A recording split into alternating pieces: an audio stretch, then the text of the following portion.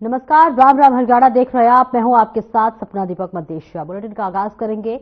मुख्यमंत्री नायब सिंह सैनी ने दिल्ली दौरे के दौरान केंद्रीय मंत्री मनोहर लाल से उनके दिल्ली आवास पर शिष्टाचार भेंट की, जिसकी जानकारी सीएम सैनी ने अपने सोशल मीडिया अकाउंट पर साझा किया।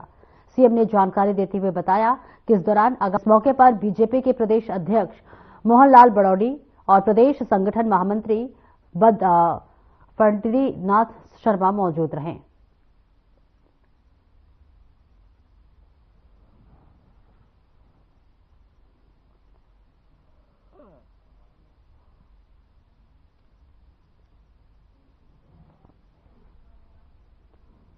और वहीं मुख्यमंत्री नायब सिंह सैनी ने अपने सोशल मीडिया ट्विटर पर ट्वीट कर पंडित दीनदयाल उपाध्याय को श्रद्धांजलि अर्पित की है। सीएम ने ट्विटर पर लिखा कि प्रखर राष्ट्रवादी, एकात्म, मानववाद व अंत्योदय के प्रणेता, भारतीय जनसंघ के संस्थापक परम श्रद्धेय पंडित दीनदयाल उपाध्याय जी की पुण्यतिथि पर उनके चरणों में श्रद्धा सुमन अर्पित करता हूं।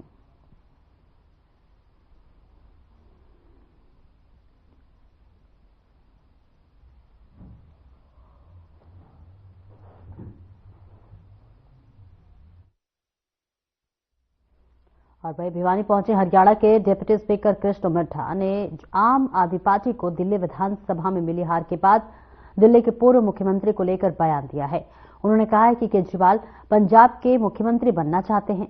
पंजाब के मुख्यमंत्री भगवंत मान अब अपनी तैयारी कर ले, तो वही केजरीवाल सत्ता के बिना नहीं रह सकते। वही डिप्टी स्पीकर ने मंत्री अनिल विज को दिए नोटिस पर भी बयान देते हुए कहा कि वो नोटिस का जवाब देंगे। निकाय चुनाव पर बात करते हुए उन्होंने कहा कि निकाय चुनाव में बीजेपी जीत हासिल करेगी।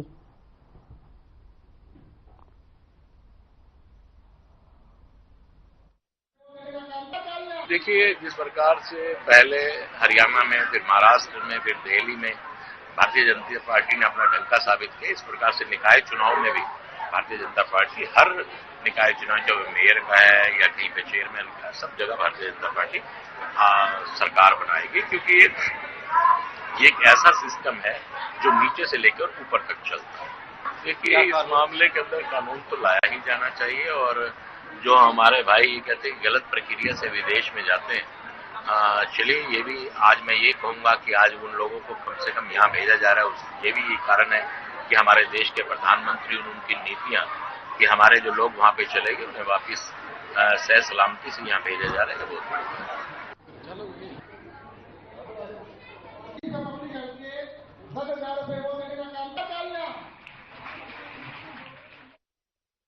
और कांग्रेस नेताओं की तरफ से चुनाव आयोग को मिलकर निकाय चुनाव बैलेट पेपर पर करवाने की मांग पर कैबिनेट मंत्री रणबीर गंगवा ने कहा है कि ईवीएम को खराब बताने की बात कह रहे हैं। कांग्रेस के लोगों को पता है कि चुनाव में हार जाएंगे और इसके लिए पहले बहाना बनाने के लिए मुलाकात की जा रही है। गंगवा ने आगे कहा कि 10 साल के कार्यकाल में रहे युवाओं की नौकरी बेचने का काम किया है, इसलिए उन्हें वोट नहीं मिला रहा है। कांग्रेस पार्टी इसलिए नहीं मिली कि वो ईवीएम खराब है और ईवीएम की बजाय बैलेट पेपर से कराए जाएं। ये इसलिए चुनाव आयोग से मिली है कि क्योंकि लोगों ने इनको नकार दिया और चुनाव के बाद में बहाना क्या बनाएं, इसलिए इन्होंने चुनाव आयोग से मिली है। चुनाव के बाद में जब इनके कैंडिडेट सारे हारने हैं और वो ये कहेंगे कि हमने तो पहले ही कह दिया था कि ईवीएम की वजह से कांग्रेस की हार हुई है, इसलिए इस तरीके के ये कार्य करने का काम कर रहे हैं। देखिए, खराबी ईवीएम में नहीं है।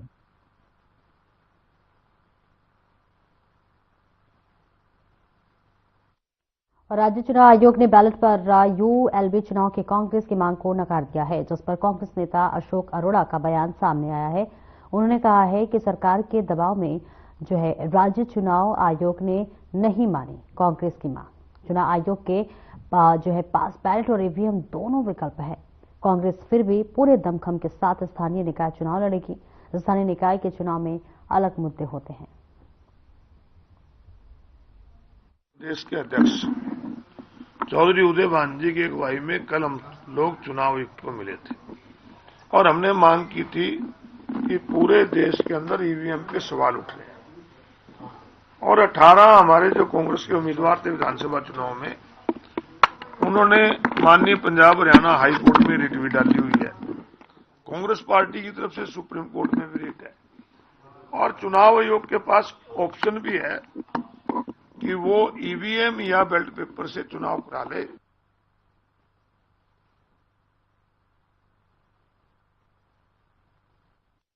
और चंडीगढ़ में इनेलो जिला अध्यक्ष और पार्टी पदाधिकारियों की बैठक हुई, जिसमें अभय चौटाला भी शामिल हुए। आपको बता दें कि बैठक के बाद अभय चौटाला ने चर्चा की जानकारी देते हुए बताया कि इनेलो में आगामी निकाय चुनाव को लेकर मंथन किया है। साथ ही इस पर भी चर्चा की गई है सिंबल पर चुनाव लड़ा जाए या नहीं।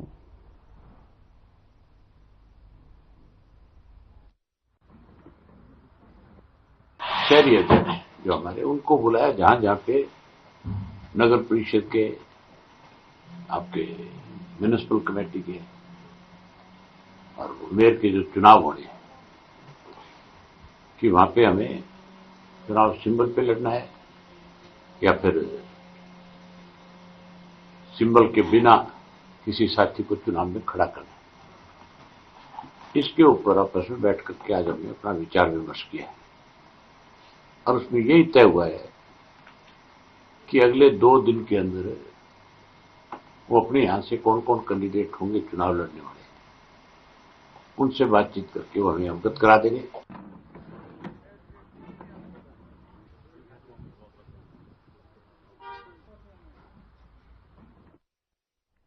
और वहीं प्रदेश में निकाय चुनाव की घोषणा कर दी गई है, जिसको लेकर प्रदेश की नगरपालिका और महानगरपालिका में चुनाव करवाए जा रहे हैं। इसी कड़ी में जुलाना की नगरपालिका का प्रधान पद और 14 नगर पार्षदों का चुनाव भी करवाया जाएगा, जिसको लेकर प्रशासन की तरफ से सभी तैयारियां पूरी कर ली गई हैं। दरअसल नामांकन के पहले दिन किसी भी पार्टी या फिर आजाद उम्मीदवार ने नगरपालिका प्रधान पद के लिए कोई भी फॉर्म जमा नहीं किया, तो वही 32 फॉर्म नामांकन के लिए जरूर किए गए। जुलाना नगरपालिका को लेकर जुलाना में सरगर्मियां तेज हो गई हैं।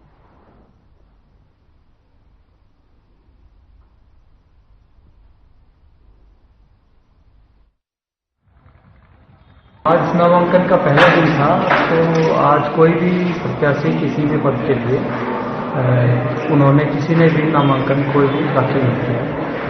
तो कल की छुट्टी रहेगी, परसों से ये प्रक्रिया जारी है। सर, किस डेट से किस डेट तक नामांकन किए जाएंगे? ये आज से शुरू हो गया था और 17 तारीख तक चलेंगे, जिसमें 12 और 16 दो दिन है वो छुट्टी है गवर्नमेंट हॉलीडे होने की वजह से। 2 दिन को छोड़ के 17 तारीख तक नामांकन करेंगे।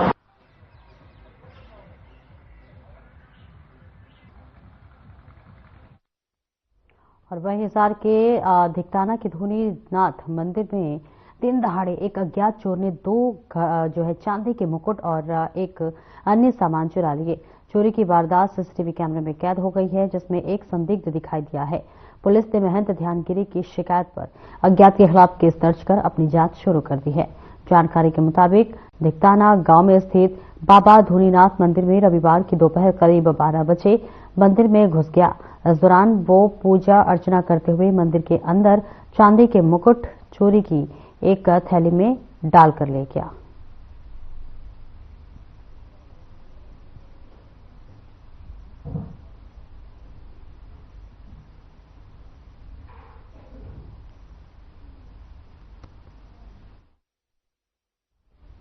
और चरखी दादरी के लघु सचिवालय में मंगलवार को भारतीय किसान यूनियन पदाधिकारी इकट्ठा हुए, जिसके बाद पदाधिकारियों ने यात्रा सदर एसएचओ की कार्यप्रणाली पर सवाल उठाते हुए उनके तबादले की मांग को लेकर चरखी दादरी एमपी अर्श वर्मा को ज्ञापन सौंपा और सख्त कार्रवाई की मांग उठाई है।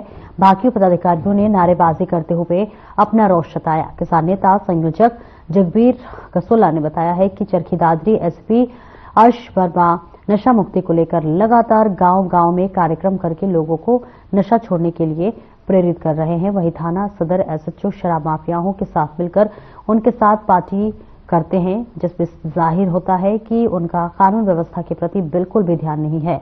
उन्होंने कहा है कि क्षेत्र में कानून व्यवस्था बनाए रखना पुलिस प्रशासन की जिम्मेदारी होती है।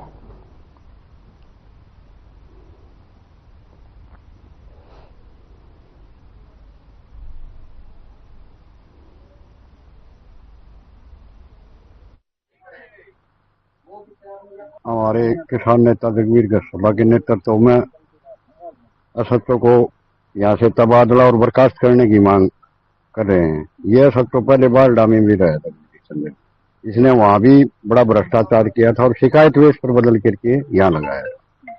तो हमारी जगवीर की रणवीर के नेतृत्व में इन्हें सुना होगा, भ्रष्टाचार लोगों की शिकायत आई हुई, जभी तो इसको बर्खास्त करने की मांग कर रहे हैं। पुलिस कह रही है भाई इसके सबूत लाओ, सबूत पुलिस की कौन लाएगा? हमारी तो सीधी मांग है इसको बाहर लगाया जाए, इस जोन से ही बाहर किया जाए। पुलिस विभाग में फैले हुए भ्रष्टाचार के बारे में उसके विरोध करने के लिए आज हम इकट्ठे हुए हैं और 21 सदस्य कमेटी जो गठित की गई है वो पुलिस अधीक्षक से बात करेगी। एक तरफ जहां सरकार की तरफ से नशा मुक्त भारत अभियान चल रहा है और उसके अंदर हमारे पुलिस अधीक्षक जो हर्ष वर्मा जी हैं वो भागदौड़ कर रहे हैं, गांव-गांव मीटिंग करके लोगों को जगा रहे हैं कि भाई नशा से दूर रहना चाहिए। वहीं दूसरी तरफ ऐसे तो सदर हैं वो शराब कारोबारियों और नशे से जुड़े लोगों के साथ अपने कार्यालय में बैठ के करके उनके साथ चाय की चुस्कियां ले रहे हैं। तो इसका सीधा सा है कि भाई कहीं न कहीं उस मुहिम का हमें नहीं लग रहा कि उसका कोई फायदा होगा। आरोप नहीं लगा रहे, कहीं न कहीं जो हरियाणा पुलिस का जो स्लोगन है सुरक्षा और सहयोग, तो वो आज दादरी सदर थाने को में देखने को मिल रहा है। अब वो कहीं न कहीं धूमिल होता जा रहा है। इसमें प्रदेश सरकार पर भी और जो प्रदेश सरकार का गृह विभाग है उस पर भी आंच आनी संभव है, क्योंकि आम आदमी जो पीड़ित होता है तो वो दो ही रास्ते चुनता है, या न्यायालय या पुलिस। तो पुलिस के पास जाता है तो ये सबूतों की जरूरत नहीं होती। प्रदेश सरकार के बिल्कुल सख्त आदेश हैं, हर एक थाने में सीसी कैमरे लगे हैं, तो एसपी महोदय के सामने सारी चीजें रखी हैं, वो खंगाले जाएं।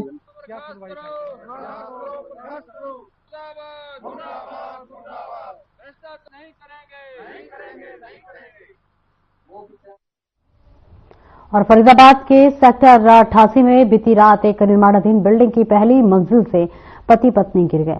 दरअसल जिन्हें गंभीर हालत में फरीदाबाद के बादशाह खान सिविल अस्पताल में इलाज के लिए लाया गया, जहां पर पहुंचने पर अस्पताल में पति ने दम तोड़ दिया, तो वहीं गंभीर हालत में घायल पत्नी को फरीदाबाद के बादशाह खान सिविल अस्पताल से प्राथमिक उपचार देने के बाद दिल्ली के लिए सफदरजंग अस्पताल के लिए रेफर कर दिया गया है।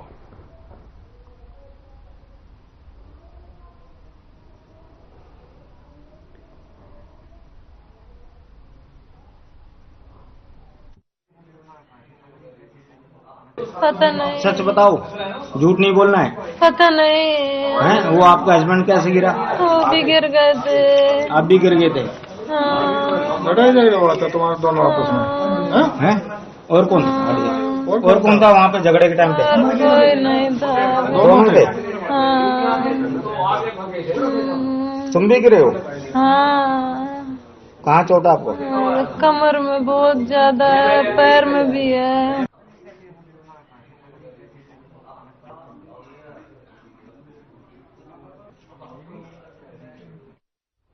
और महेंद्रगढ़ जिला उपायुक्त डॉक्टर विवेक भारती ने महेंद्रगढ़ लघु सचिवालय में लगाए गए समाधान शिविर में जनता की शिकायतें सुनी। इस जिला उपायुक्त ने बताया कि कुल 40 के करीब शिकायतें प्राप्त हुई हैं, जिनके त्वरित निस्तारण के लिए संबंधित अधिकारियों को निर्देशित किया गया है।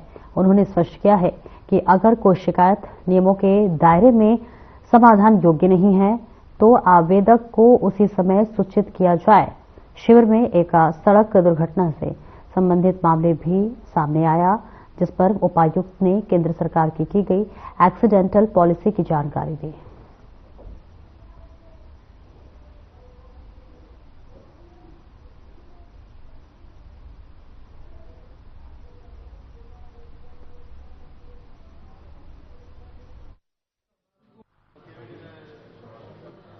जी गाड़ा गहूँ तो उठाए थे जी, मारो मकान 3 फुट नीचे दबो जी, और कोई सुनाई नहीं है जी। मतलब ठेकेदार सरपंच का दे, ठेकेदार करेगो पूरे जे कहाँ जब सरपंच करेगो, कोई सुनवाई ना है। तो यहाँ आप आए थे समाधान शिविर में, क्या आश्वासन मिला?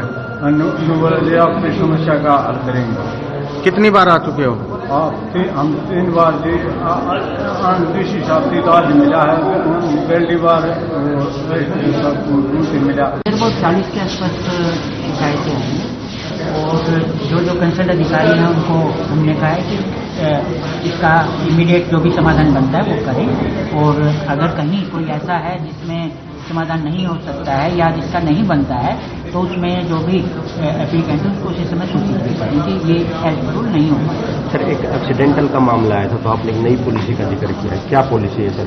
इसमें सेंट्रल गवर्नमेंट से एक पॉलिसी आ रही है जिसको हरियाणा गवर्नमेंट भी बहुत पब्लिसाइज कर रही है कि जो भी कोई एक्सीडेंट किसी का हो रहा है तो उसको 1.5 लाख तक का जो इलाज है वो एम्पैनल्ड जो हॉस्पिटल है उसमें फ्री मिलेगा। मैं 9 महीने से हर समाधान शिविर में मंगलवार को रिपोर्ट देता हूँ, लेकिन इतने भ्रष्ट अफसर हो गए, बीडीओ भी पैसा खा जाता है, सेक्रेटरी भी खा जाता है, एसडीओ भी, और वे पंचायत ये सेक्रेटरी भी और एडीजे भी, और मेरा काम नहीं होने दे। गंदा पानी के नाल निकले, गांव हर आदमी को परेशान है, बीमारी फैली है, लेकिन प्रशासन नाम की कोई चीज नहीं। क्या समस्या मुख्य रूप से? मुख्य रूप से गंदा पानी खड़ा है घरों में और वो पानी नहीं निकल रहा, बीमारी फैल रही है।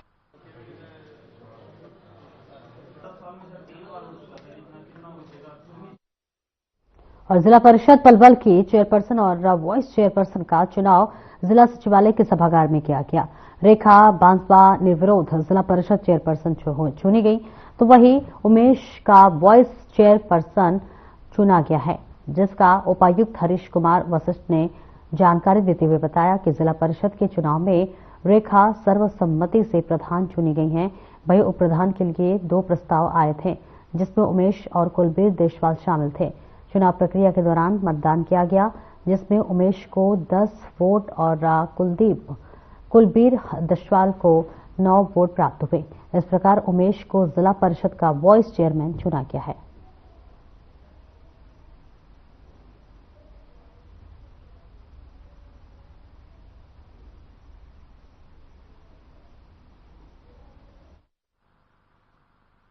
सबसे पहले तो मैं सभी पार्षद साथियों का और अपने भारतीय जनता पार्टी के शीर्ष नेतृत्व का धन्यवाद करता हूं। माननीय मंत्री श्री कृष्णपाल गुर्जर जी का, गौरव गौतम जी का और राजेश नागर जी का, विपुल गोयल जी का और हरिंदर रामरतन होरल से जो विधायक है, जिन्होंने समय समय पर हमारा साथ दिया, और आज जो चुनाव हुआ है ये उन्हीं की मेहरबानी से हुआ। किस तरह का हुआ चुनाव? चुनाव बिल्कुल शांतिपूर्ण हुआ है, प्रशासन ने बहुत अच्छी तरह से शांतिपूर्ण चुनाव करवाया। आगे किस तरह से विकास कार्य करेंगे? पहले जो पक्षपात के आरोप लगाए, आगे क्या करना है? समान विकास होगा। पहले तो पार्टी के बीजेपी पार्टी के शीर्ष नेतृत्व का और माननीय मुख्यमंत्री नायब सिंह सैनी जी का, गौरव गौतम जी का और कृष्णपाल गुर्जर जी का और हमारे एमएलए हरिंदर भाई साहब जी का और सभी पार्षदगणों का और सभी साथियों का बहुत बहुत धन्यवाद करना चाहूंगा, क्योंकि सबके सब सहयोग से, नागर साहब का भी, मंत्री जी हैं, उनका बहुत सहयोग रहा, तो पार्टी का भी बहुत ज्यादा सहयोग रहा। पार्टी पार्षद भाइयों ने और आप सबकी दुआओं ने काम किया। बीजेपी पार्टी का धन्यवाद बहुत, और जितने भी पार्षद भाई हैं उन सभी का धन्यवाद, उन्होंने मुझे चेयरमैन बनाया। जिस तरह से विकास करने आगे, क्योंकि पहले हटा दिए गए थे चेयरमैन, सभी बराबर का विकास होगा, सभी बराबर ग्रांट। जिला परिषद का चुनाव था, जिसमें श्रीमती रेखा वाइफ ऑफ नरेंद्र को सर्वसम्मति से प्रधान चुना गया है। केवल एक ही प्रस्ताव हमारे पास आया था प्रधान के लिए, और उप प्रधान के लिए 2 प्रस्ताव थे, Umesh son of Rajaram and Kulbir Deshwal. Kulbir Deshwal को 9 वोट मिले और उमेश को 10 वोट मिले, तो 10 वोट के साथ उमेश उप प्रधान चुने गए।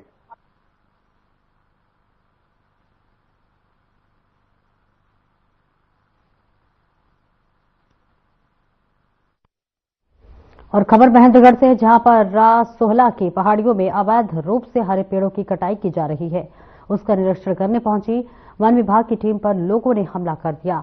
जेसीबी व ट्रैक्टर ट्रॉलियों की सहायता से वन विभाग की गाड़ी को क्षतिग्रस्त कर दिया गया।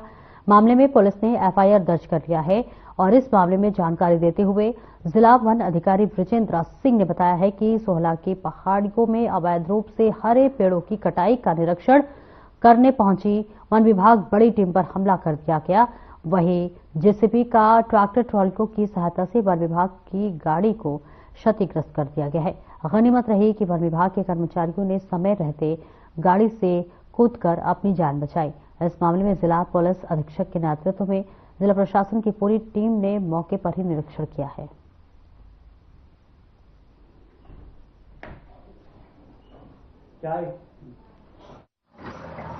वहाँ पर जब हमारी टीम पहुंची कल सुबह, तो मेरा रेंज अफसर और हमारे स्टाफ ने देखा कि वहाँ पर कुछ लोग, जो खबर मिली कि जेसीबी की हेल्प से अवैध खनन वन क्षेत्र में कर रहे हैं, तो उनको रोकने के लिए जैसे ही उनको कहा गया कि आप रुकिए, और जो हमारी गाड़ी थी उसको टक्कर मारते हुए जेसीबी और 2 ट्रैक्टर ट्रॉलियों को मौके पर लेके फरार हो गए। तो कल की ये घटना घटी थी। इस घटना पर क्या संज्ञान लिया आपने? इस घटना का तुरंत मेरे स्टाफ ने कल ही पुलिस के संज्ञान में ले आए और कल ही वन विभाग की दरखास्त पर कल ही एफआईआर दर्ज हो चुकी है।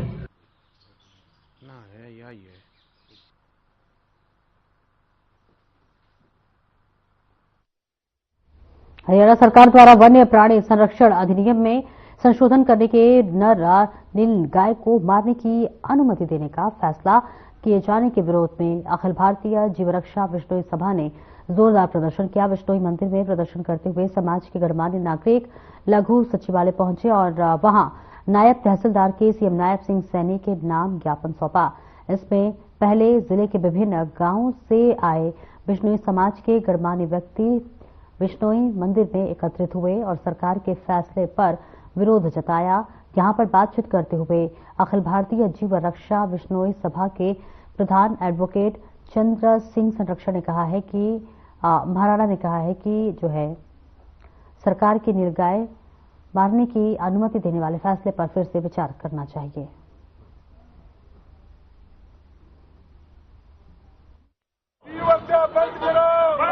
हरियाणा सरकार ने एक जो एक्ट बनाया था, वन्य जीव संरक्षण एक्ट 1972 बनाया था, उसके अधिनियम के तहत हरियाणा सरकार ने 1974 में एक एक्ट बनाया, नया अधिनियम।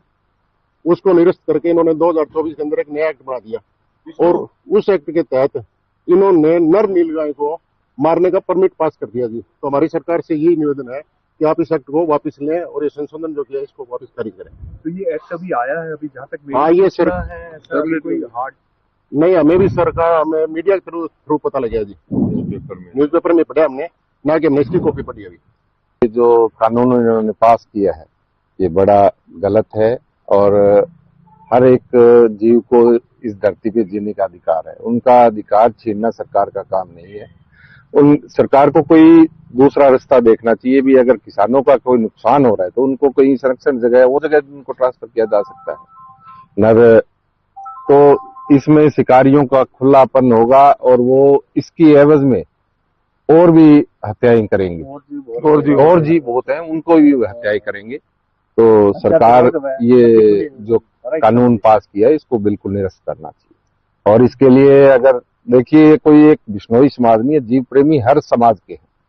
तो इसमें आज बिश्नोई तो हमेशा से थे ही और इसमें जीव प्रेमी हर समाज का है और हर समाज से इस फैसले के खिलाफ है।